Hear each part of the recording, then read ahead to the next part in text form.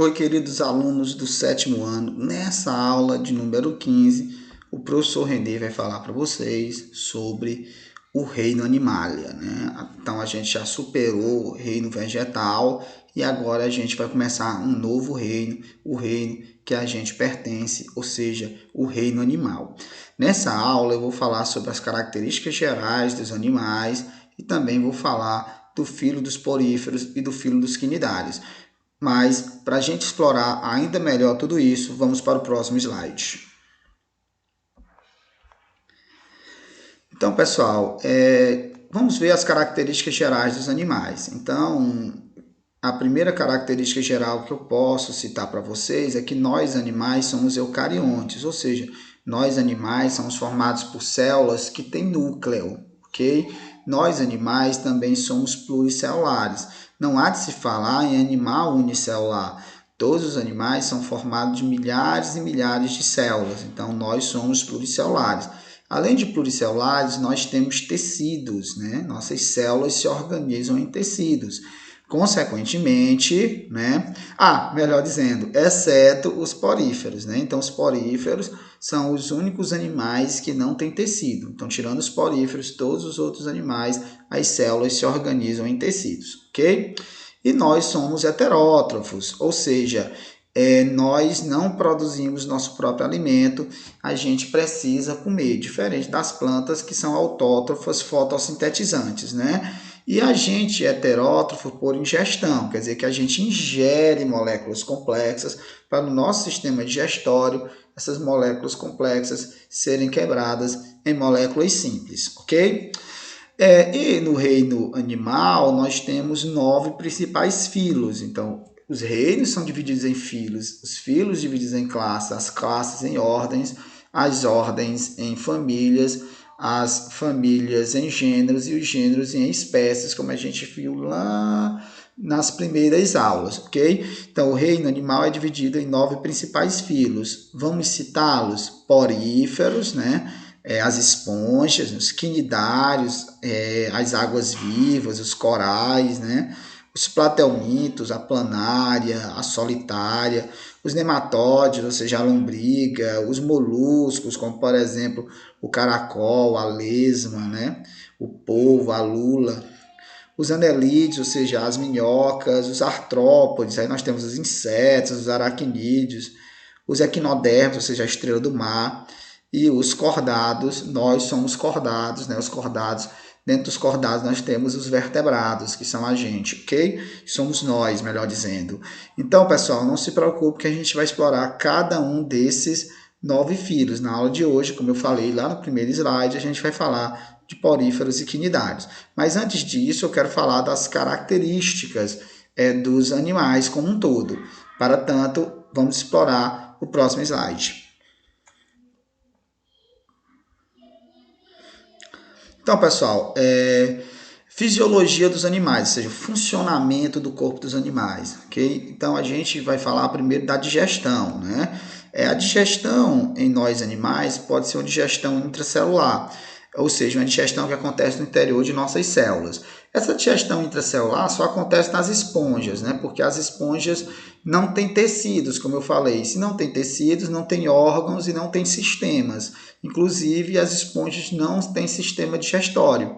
Então, por não ter sistema digestório, essa digestão acontece no interior das células das esponjas, né? Células chamadas de coanócitos, como eu vou falar mais na frente para vocês, né? Os outros animais ou têm digestão intracelular ou extracelular, que seria extracelular. Está errado aqui no slide, viu? Extracelular.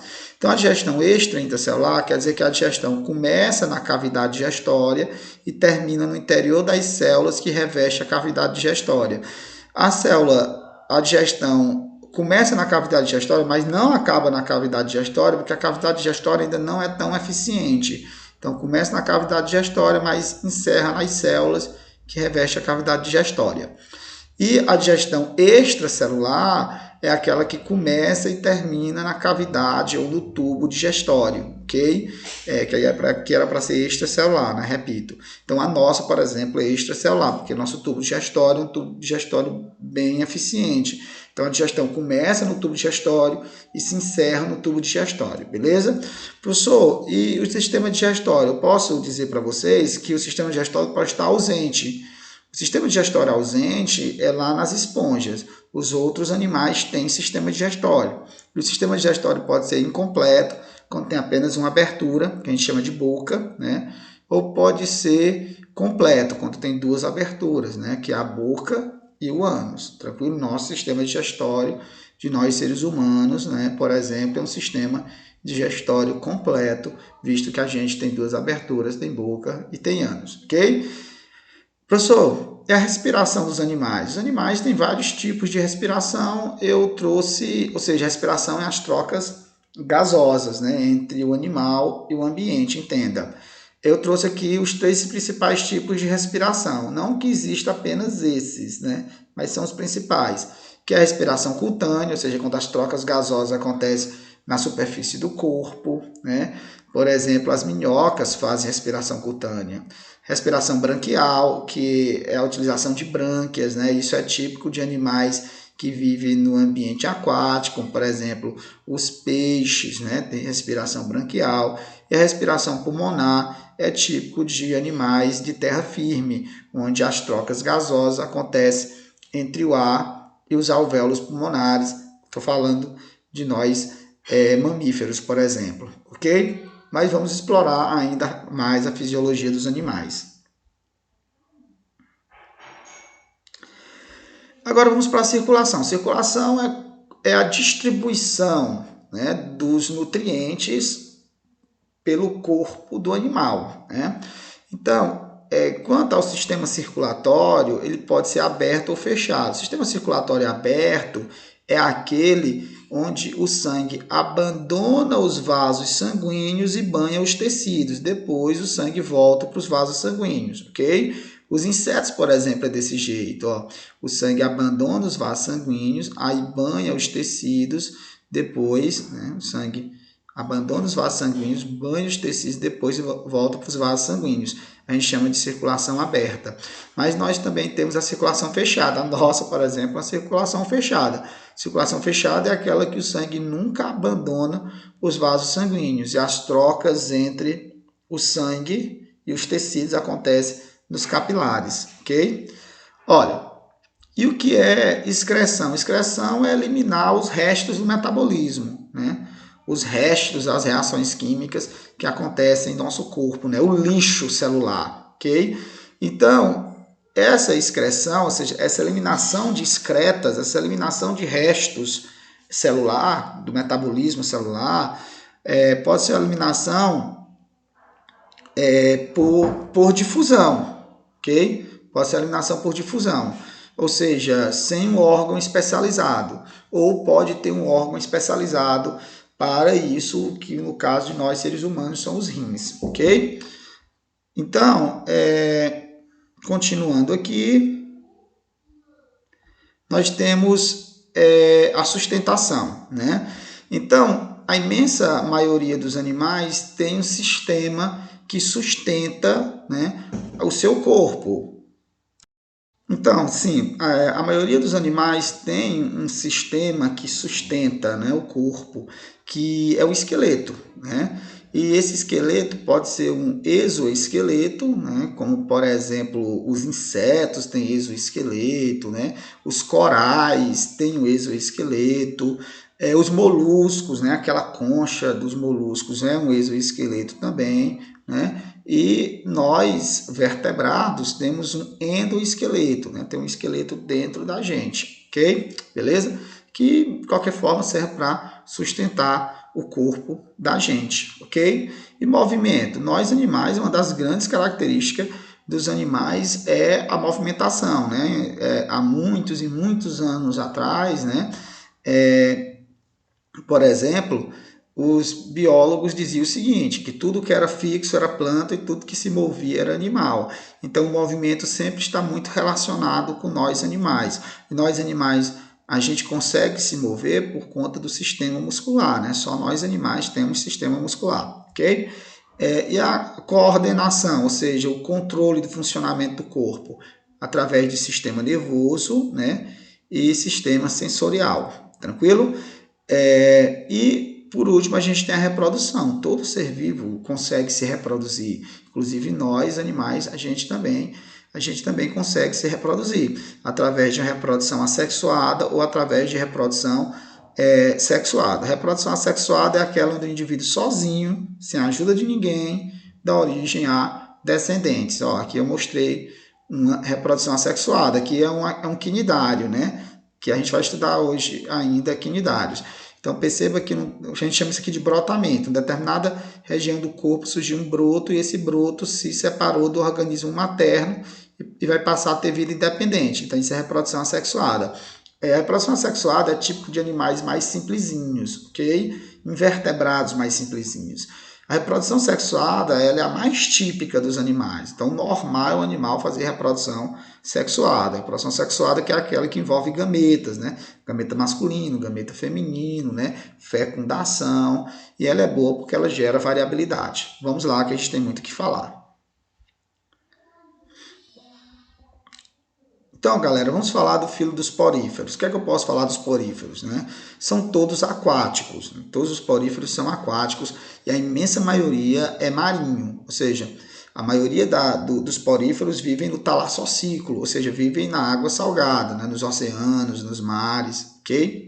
Eles são sésseis, ou seja, eles vivem lá no assoalho do oceano, no fundo do oceano, preso ao substrato, preso, fixo lá no fundo do mar, ok?